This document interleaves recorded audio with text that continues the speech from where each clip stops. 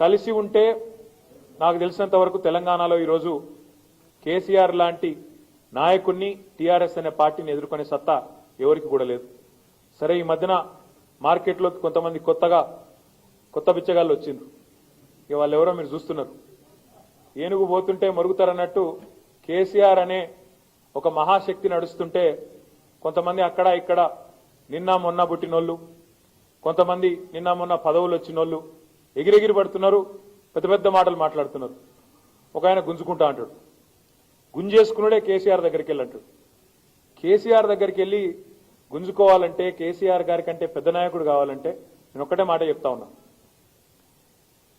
కేసీఆర్ గారిని తిడితేనే పెద్ద నాయకులు అయిపోతాం, కేసీఆర్ని తిడితేనే పేపర్లు రాస్తాయి, కేసీఆర్ 4 గట్టిగా తిడితే టీవీలలో బ్రేకింగ్లు వస్తాయి అనుకునే ఒక చిల్లర ఆలోచన విధానాన్ని మానుకొని కేసీఆర్ను గెలవాలంటే కేసీఆర్ కంటే ఎక్కువ తెలంగాణను ప్రేమించుడు నేర్చుకోండి. కేసీఆర్ కంటే ఎక్కువ తెలంగాణను ప్రేమిస్తే, కేసీఆర్ కంటే ఎక్కువ తెలంగాణకు మీరేమన్నా చేయగలుగుతామనే విశ్వాసాన్ని కల్పిస్తే అప్పుడేమన్నా మీకేమన్నా ఆడినో ఇన్నో 2 ఓట్లు రాలుతాయేమో కానీ కేసీఆర్ గారిని తిట్టంగానే ఒక శునకానందం, ఒక పైశాచిక ఆనందం ఏదైతే మీరు పొందుతున్నారో అది తాత్కాలికమని నేను గుర్తు చేస్తా ఉన్నా.